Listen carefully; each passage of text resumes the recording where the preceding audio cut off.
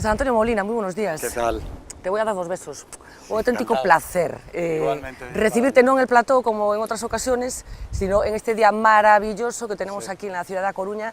Me has proporcionado una excusa estupenda para que esta entrevista la hagamos caminando, que es todo se arregla caminando. Sí.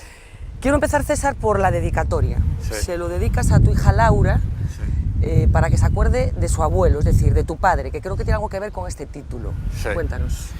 Bueno, yo me crié en la calle de la Torre con una bisabuela mía que se llamaba María, que era de Oza de los Ríos, que se había casado con su primo, de apellidos Ventureira. Y entonces, cuando tenía unos 9 años, murió. Yo asistía a esa agonía en esta casa de la calle de la Torre, que ahora es un edificio gigantesco y que era una casa maravillosa, que tenía huerto, tenía animales, y en un espacio de esta calle en el que estaba muy cerca de las playas y de la ría y cerca de la Torre de Hércules. Y entonces un día mi padre me dijo que me tenía que decir una cosa. La cosa era esta muerte y la ausencia que se iba a producir en mí.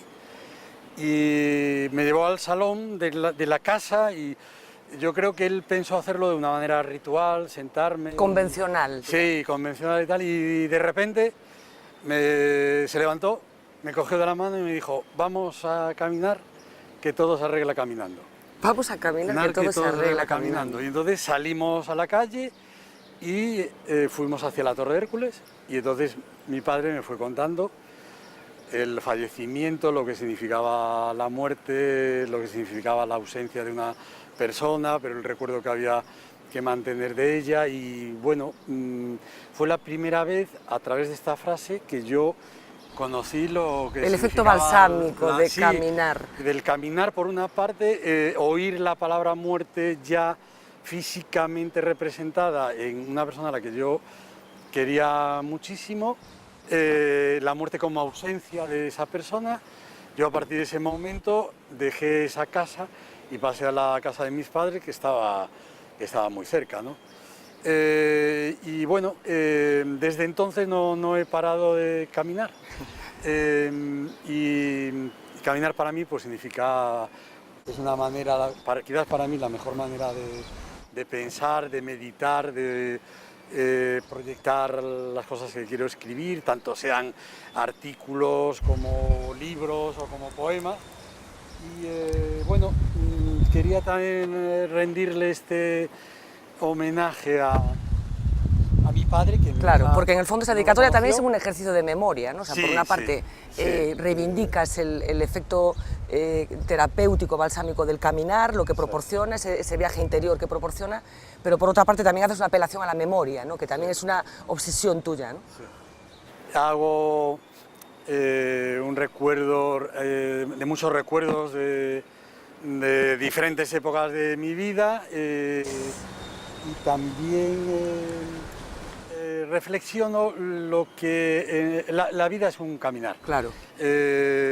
Salimos del útero materno, Sí. Y lo primero que queremos hacer es caminar. Los primeros gestos son para caminar, y toda la vida es un caminar, y, Claro. y a donde nos vayamos pues probablemente sea lo mismo, ¿no? La gran parte de las grandes obras de la literatura es otro caminar, desde la Ilíada o la Odisea, que son viajes, sí, infinitos, en el recuerdo de lo que han dejado, de lo que quieren conseguir, de lo que se van encontrando. Y de alguna manera, pues este gesto antropológico, peripatético. Sí, peripatético. Sí, porque los peripatéticos se dedicaban a filosofar caminando, y Sócrates es uno de ellos, sí, ¿no? Que le construyen ese pequeño lugar para sentarlo y que no los maree más, porque los volvía loco caminando de aquí para allá. Y entonces, pues estos gestos de rendirles rendirle un homenaje, recordar a mi padre, recordarle a mi hija que no lo conoció, Sí.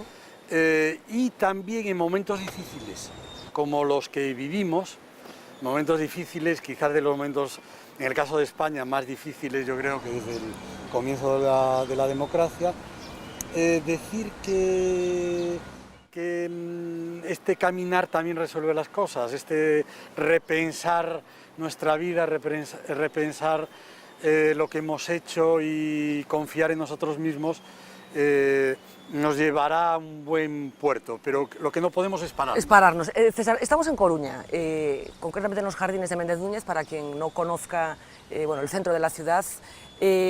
Bueno, ¿qué ha significado Coruña para ti? Nos contabas que naciste en la calle La Torre. Sí.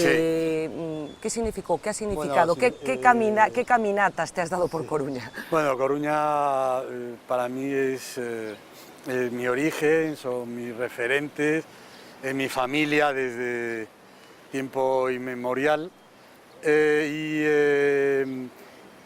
Yo lo expliqué, creo que lo expliqué muy bien en mi libro de poemas Eume, sí, como homenaje también al río, en el que he viajado por todo el mundo, ¿Sí? He estado en China, en India, no hay lugar en el que no haya estado, y cuanto más me alejaba, más me recordaba. Y de hecho el primer poema de Eume es estando en el aeropuerto de Pekín y de repente pensé, estaba lloviendo, nos habían retrasado el vuelo, unos vientos tremendos, y el pensamiento que tuve y que no me indujo nadie, más que mi propia mente y mi propia memoria, fue pensar si aquella lluvia, aquel viento, aquella niebla sería igual en el Eume, en ese mismo día, a esa misma hora, ¿no? Por lo tanto, en el origen está toda nuestra memoria, todos nuestros sentimientos, todas nuestras melancolías, y yo soy muy melancólico. Pero hay una forma de ser nuestra coruñés, nostalgia. una forma de ser gallego. Yo creo que sí, porque vivimos en un barco en el medio del océano, y no es lo mismo vivir en el medio del océano en un barco, porque aquí estamos acostumbrados a que en el mismo día llueva, haga un buen día, haga niebla, entonces, y luego este paisaje nos crea esa nostalgia, nos crea esa melancolía que para mí ha sido un elemento creador fundamental. Pero aquí estamos, por ejemplo, delante del kiosco, yo he visto aquí cientos de películas. ¿Recuerdas algunas, sí, especialmente? Sí, por ejemplo, el Yangtze en llamas, que es una maravilla de película, que es de un barco norteamericano, medio abandonado, un barco de guerra, en el Yangtze, en el río, y cómo se crea una historia de amor entre una chica, una norteamericana, que está en una especie de ONG de aquella época, porque es la época como de la Primera Guerra Mundial, y uno de estos soldados que muere, que era Steve McQueen, que muere al final por irla a rescatar. Y eso es una maravilla, teniendo 10 años, así, ver cómo un acto heroico por amor, pues es maravilloso. Aquí he visto montones de películas, ¿no? El cine, algo importante también, en el caminar de tu vida, ¿no? Y lo es. Es fundamental, como la literatura, como la música, como las artes plásticas. Y todo nació aquí, y todo lo que yo he hecho se lo debo a esta ciudad. Y necesitas volver, quiero decir, ejemplo de lo que esta ciudad puede hacer, o podría hacer, no por yo creerme mejor desde que Coruña nadie, para el mundo, ¿no? Pero yo siempre he sido un coruñés y un gallego en todos los lugares del mundo. He presumido y muchísimo de serlo, y lo soy, como lo fue Madariaga, como lo fue María Casares, como fue su padre Casares Quiroga, como lo fue la Pardo Bazán, como Cela, que estamos celebrando su centenario, como lo fue Torrente de Ballester, Dieste, Castelao, que somos de esta provincia de Coruña, ¿no? El libro, César, Todo se arregla caminando, es en realidad la última entrega, la reciente entrega de unas memorias que tienen algo de imaginario, pero en las que tú has ido relatando, bueno, pues tu forma de entender la vida, de alguna manera. Pero también es como un libro de viajes. Yo he de confesar que leyéndolo hay algo que te impulsa como lector a ir a los sitios que tú acabas describiendo. Yo no sé si era pretendido eso o ha sido una consecuencia. No, yo creo que la literatura está llena de azares, de la misma manera que los viajes están llenos de azares. Hay lugares que te reciben bien y se identifican contigo y te hablan, te descubren los secretos, y hay otros que te rechazan. No sabes por qué, pero eso existe. Y en la literatura sucede lo mismo, ¿no? Tú comienzas a escribir un libro y no sabes por dónde va a acabar. En mi caso, uno, ya lo decía sobre todo Séneca, trata de huir de sí mismo. Y entonces piensa que yendo a otros lugares, ese yo lo deja colgado en el otro sitio y tal. Y el yo te aparece con más fuerza cuanto más te alejes, cuanto más quieras huir de ti mismo, ¿no? Y entonces en este libro, cuanto más trataba de alejarme, más referencias a mi memoria y a una memoria muy temprana me iban apareciendo. Entonces esa conjunción, esa especie de estar conforme, tratar de estar conforme con todo, contigo mismo, tratar sobre todo de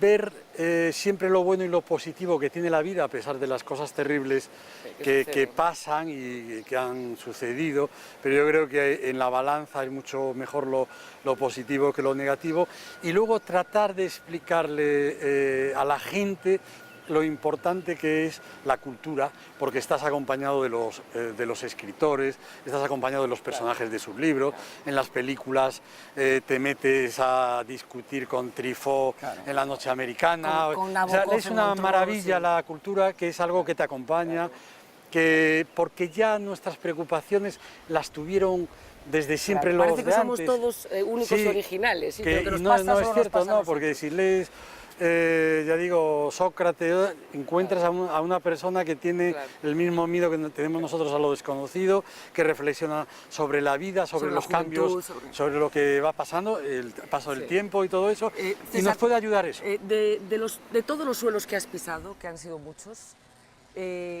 ¿cuál te ha removido más? Bueno, ahí, por ejemplo, en este libro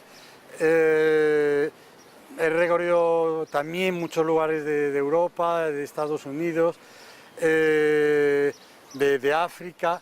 Sin embargo, hay un sitio para mí maravilloso que está en nuestro país y que no hay que moverse de él.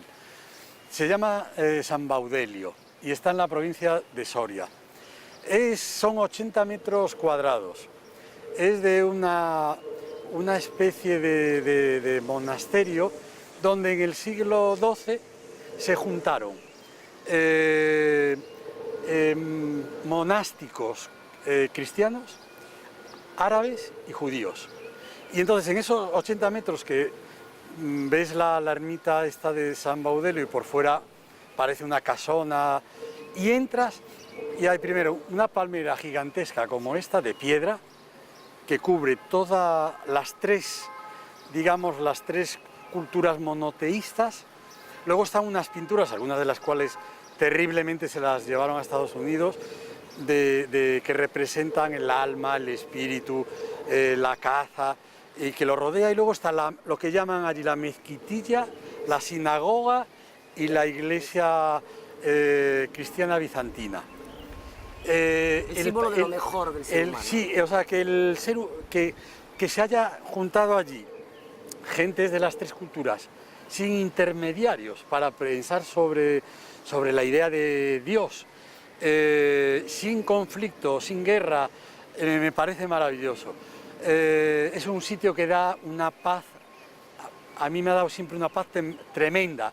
Está como unos 200 kilómetros de Madrid. Cuando me siento desasosegado, cojo el coche, ya la persona que lo cuida ya te conoce, ya me conoce y me dice, qué bien, tardó un poco porque han pasado 2 meses y no ha venido y tal. Y es esa idea de la palmera que sufí, la idea sufí de la paz que da el saber y el conocimiento. Y ahí no se discute ni se pelea Ni se por grita. imponer a nadie el pensamiento de nadie. Y es maravilloso esa palmera pétrea que entras allí y te deja... podría hablar de lugares de China, de la India... Pero quieres destacar no. ese. De todas maneras, César, creo que en tu mesilla de noche hay un objeto, Sí, una piña. sí, sí, muy importante.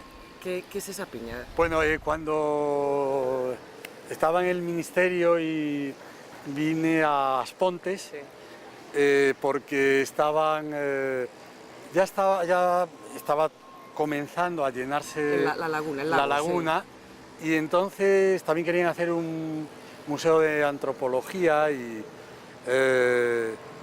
el actual presidente de la Diputación era Sí, y es efectivamente, el alcalde de alcalde. Aspontes, Valentín Y González allí Ramos. estuve con ellos, con el director de toda esa, complejo ese, de ese complejo y tal, y después de estar allí, hablar, escucharlos y tal, me dijo, te vamos a hacer ese regalo y tal, y entonces me dio una piña que debe tener como 40 millones de años, una piña que está protegida por un cristal, ¿no? y ponía eso, 40 millones de años. Y entonces, nada más despertarme y nada más acostarme, lo primero que veo es esa piña y digo yo, 40 millones de años, yo los que pueda vivir, ¿qué significan? Ni medio segundo al lado de esto, ¿no? Y lo tengo esto nos como... sitúa en donde tenemos que estar, ¿no? Porque a veces no sé si nos creemos demasiado importantes, Sí, ¿no? nos sitúa en la temporalidad de la vida, también nos sitúa en que ante la piña inmóvil nosotros nos hemos podido mover, nosotros hemos podido pensar, sufrimos más que ella, evidentemente, porque es un ser, un objeto inanimado, pero me ha ayudado mucho. No me he desprendido de ella, incluso ha viajado conmigo por muchos lugares y la he enseñado, ¿no? Porque la enseño y se queda la gente así, doy la vuelta Le explicas, y entonces pone 40 millones de años y entonces... Esa perplejidad que provoca ver un objeto que tiene sí, esa edad, ¿no? Ver algo que tiene esa edad. Y ahí lo tengo, ahí está, y ya digo que todos los días Procuras echarle un ojo amanezco para y situarte. anochezco con ella. Hablabas antes del momento, yo no sé, en esas caminatas, ¿a qué conclusiones estás llegando de lo que está sucediendo? Yo no sé si hay una impresión generacional, una cierta... Sí. Que tiene que ver con... A partir de una edad tenemos un cierto miedo a lo que está sucediendo. Cierta los jóvenes lo tienen. sensación de que luchamos por la democracia, la conseguimos, hemos logrado cambiar este país, pero no logramos el 100% que queríamos lograr. Por ejemplo, para no perdernos en muchas cosas, la educación. El tener un pacto de Estado, como hay en Francia, como hay en Inglaterra, como en otros periódicos, un pacto de Estado de todos los partidos políticos sobre el tema de la educación en este país. ¿Cómo queremos educar a nuestros hijos? ¿Qué historia común les queremos contar? ¿Qué personajes narrativos nos tienen que ayudar a contarla? ¿Cómo respetar las lenguas y las otras culturas del Estado, que son cooficiales y que son tan nuestras como de los del lugar, y cómo también enfrentarnos a esa Europa común que también tiene que narrar todo lo que nos ha unido a lo largo de los siglos. Pero ¿cómo es posible que esto no sea posible? Porque yo creo que hay pues un no es cierto posible clamor. porque ¿Qué sucede? ¿Qué no sucede? no se pensó, no se preveyó, y muchos de nuestros males vienen de ahí, también en la educación y en la cultura. Y muchos de nuestros males están en que no somos capaces de explicar un mismo hecho histórico de una sola manera. Hay 18 maneras de explicarlo y así no se puede crear un relato, país, claro. y un relato y una historia de convivencia. Yo creo que en eso sí que yo particularmente tengo una sensación de fracaso, porque, por ejemplo, para Francia la educación es fundamental. En la Revolución Francesa...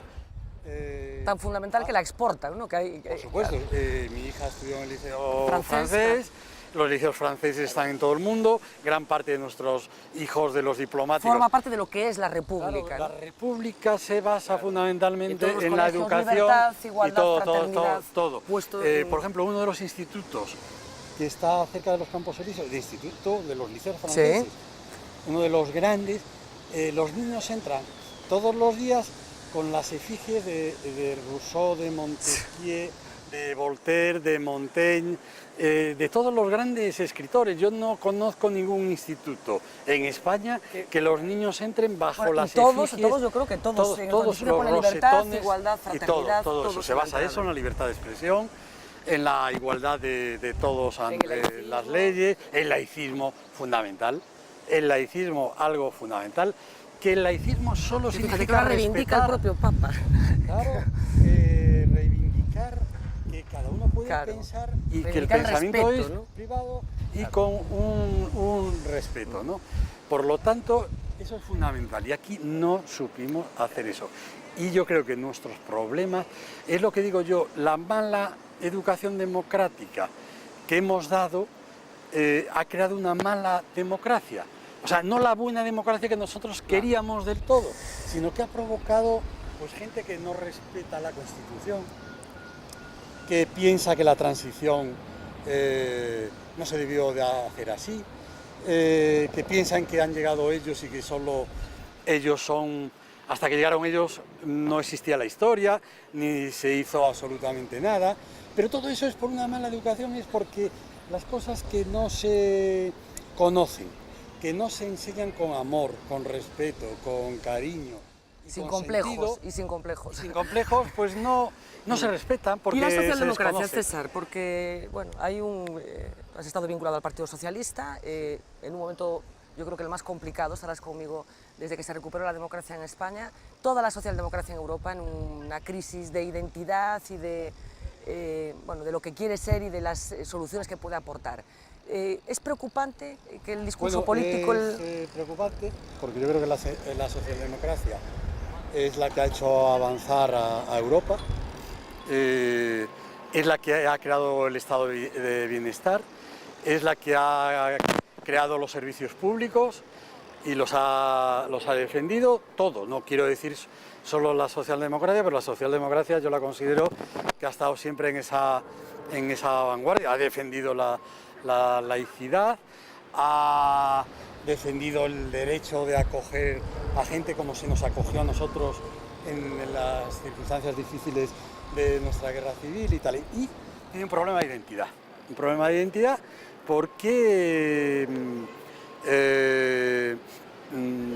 tenemos que ser conscientes de lo que es nuestro país, saber definir qué es nuestro país, saber definir lo que es Europa, saber que la cultura y la educación son fundamentales, saber que hay que hacer cumplir las leyes de la democracia, porque no puede haber mujeres a las que no se les vea ni los ojos, porque eso va contra la democracia y contra las leyes de cualquier constitución europea, y por lo tanto hay que hacer cumplir las leyes de la democracia, que respeta a todo el mundo, pero también esa gente tiene que saber respetarnos a nosotros, y por lo tanto yo creo que hay una crisis porque la socialdemocracia consiguió muchísimo, avanzó muchísimo, y ha llegado el momento de redefinirse, de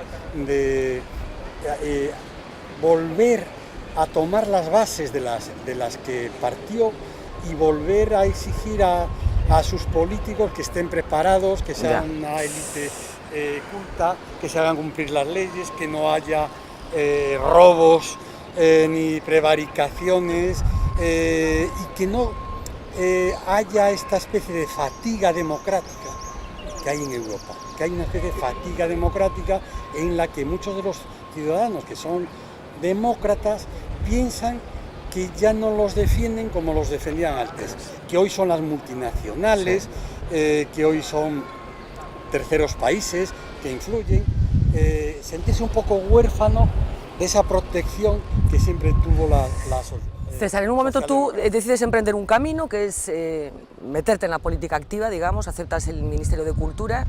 ¿Has reflexionado sobre ese camino y Sí, he sobre reflexionado mucho y tengo un si fue un libro- camino equivocado, si fue un camino acertado. Tengo un Tienes un libro libro de efectivamente Oscar del que hablamos en su momento, pero a medida que va pasando el tiempo, ¿cómo has reposado Bueno, yo ese camino? he reflexionado que muchas de las cosas que dije se han cumplido, desgraciadamente, porque yo quería Que las cosas siempre he fueran bien. preferido equivocarme yo y que no se equivoque nadie.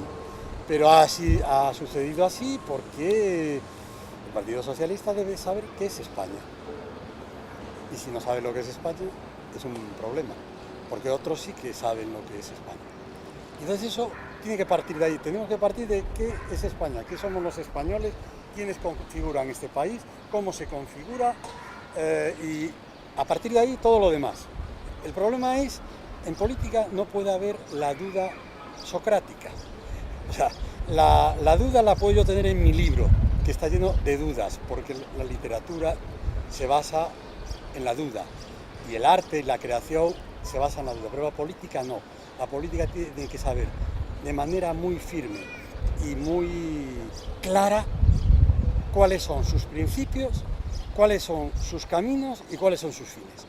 Y si el problema parte de que no hay una conciencia de cuáles son esos principios, que el Partido Socialista, que tiene 120 muchísimos años, que yo siempre he defendido, que nosotros somos los hijos de la Ilustración, los hijos de Jovellanos, los hijos de Azaña, los hijos de Larra, los hijos de los exiliados liberales como Blanco White, perseguidos por Fernando VII. Nosotros tenemos toda esa tradición.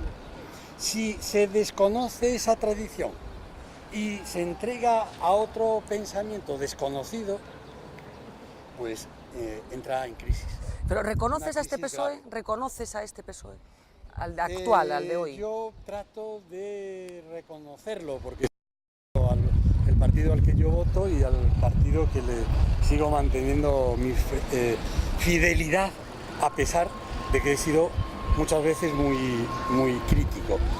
Pero Edmond Javés, uno de los grandes filósofos, me decía, yo siempre he pensado que soy una persona de izquierdas, pero ¿cómo se puede ser de izquierdas siendo muy crítico? Pues es que una persona de izquierdas tiene que ser crítica y es fundamental ser crítico y no conformarse y adormecerse con los logros, que fue un poco lo que le pasó también al Partido Socialista. Se durmió un poco en sus laureles. Y sobre todo tiene que tener unos principios que tiene que defender y que tiene que saber la gente cuáles son y seguirlos. Y no dar un pensamiento en un sitio, en otro dar otro pensamiento, porque eso deshace la integridad de un partido. Creo que todavía se está a tiempo de rectificar sobre ello y espero que suceda. De Pablo Iglesias, Turrión, ¿tienes alguna opinión? Bueno, yo creo que yo soy un hijo de la República o un nieto de la República, sí, con parte de mi familia exiliada y muerta en Francia y en París. Yo luché contra el franquismo en el tiempo que me tocó vivir en él. Nunca tuve odio ni rencor, entre otras cosas, porque mi abuelo siempre me dijo sin odio y sin rencor. Y esta gente tiene odio y rencor y son violentos. Y yo no admito ni el odio, ni el rencor, ni la violencia, porque creo que eso nos conduce, como diría María Zambrano, al delirio de España. España delira cuando hay odio, rencor y violencia. Y sabemos a qué conduce esto. Porque no, ¿A qué conduce, no es la primera vez que pues, conduciría que si esta gente saliera y tuviera mayoría absoluta, irían contra la Constitución, irían contra todos los principios que hemos defendido para crear esta sociedad imperfecta en la que vivimos, pero que son los únicos 40 años de la historia de España, desde los Reyes Católicos, donde se ha tenido libertad de expresión, todo tipo de libertades, donde hemos logrado tener la sanidad pública, donde hemos llevado la educación que se puede mejorar infinitamente, pero a todos los niños. La primera vez en que no hay analfabetos en nuestro país. ¿Y eso tú crees que lo pueden poner en riesgo? Todas las lenguas a las que pertenecemos, etcétera, etcétera.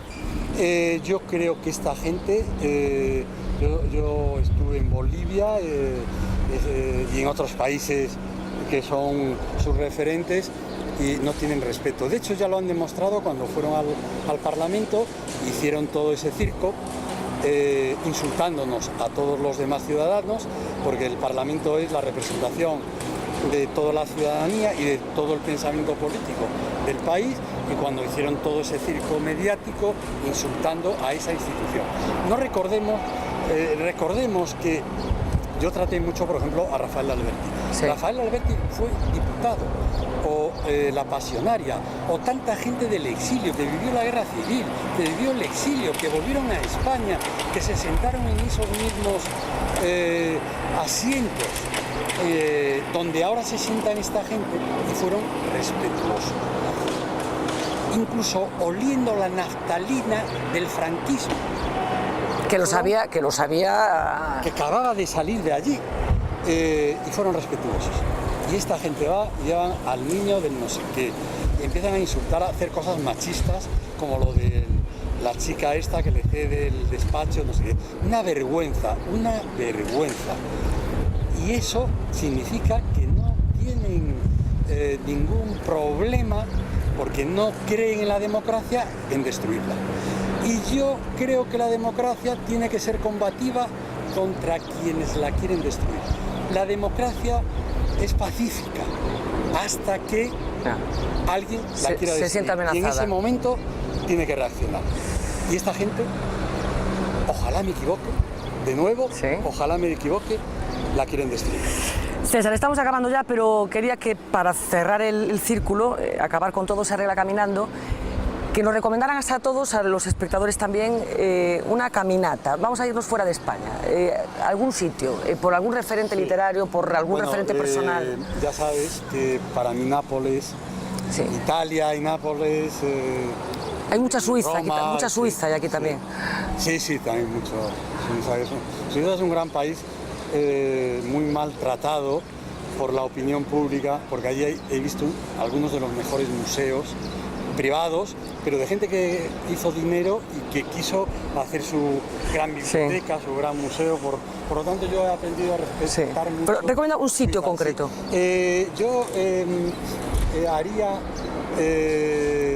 Yo pasearía por Pompeya o Herculano.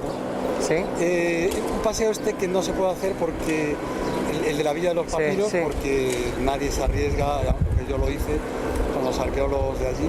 Pero yo creo que es muy bien volver a Roma, a este pasado, ver en el medio de las casas los cuerpos con la lava, esa sensación del tiempo suspendido, ¿no? Sí, parado en el tiempo. Y yo, como Gradiva, este personaje de esta novela de la que hablaba Freud, que podríamos encontrarnos a esta muchacha romana, bellísima y tal, en cualquiera de estas casas, ¿no? Pues yo haría ese viaje, lo he hecho muchas veces, tratando de encontrármela. Me he encontrado otras muchas, hay esas muchachas que son todas la misma muchacha, ¿no? La que encuentra en el ascensor. Que es la belleza, que es la juventud que uno pierde. El futuro. Que es lo que gustaría que lo miraran, que como siempre, y que lo pierde, ¿no? Porque ¿cuál es el símbolo de, al menos para un hombre, o al menos para un hombre de mi época, en mi tiempo? La belleza está siempre simbolizada en este espíritu femenino, ¿no? Y entonces yo haría ese viaje y también la Vía de los Misterios, que es una de las pinturas más grandes romanas, maravillosas, que es cómo se enfrenta una joven a la noche de su boda. Pues César Antonio Molina, de verdad, un auténtico placer. Vamos a tener que repetir paseos y caminatas, de verdad, porque da gusto sacar las cámaras a la calle y ver el pálpito de la vida. Muchísimas gracias. al grupo de La Voz de Galicia, que es Bueno, donde yo comencé. por favor, donde sigues con colaborando. 13 años, donde sigue... cuando nací aparecí en las páginas, cuando mis padres se casaron aparecieron. Yo, Bueno. como siempre he dicho, aprendí a leer y a escribir en La Voz. Hay un libro de familia casi entonces, relacionado con La Voz. Gracias, César. Gracias. Vamos a hacer la última pausa publicitaria, volvemos al plató y enseguida Lois Balado nos va a contar otros asuntos de este jueves. Volvemos enseguida.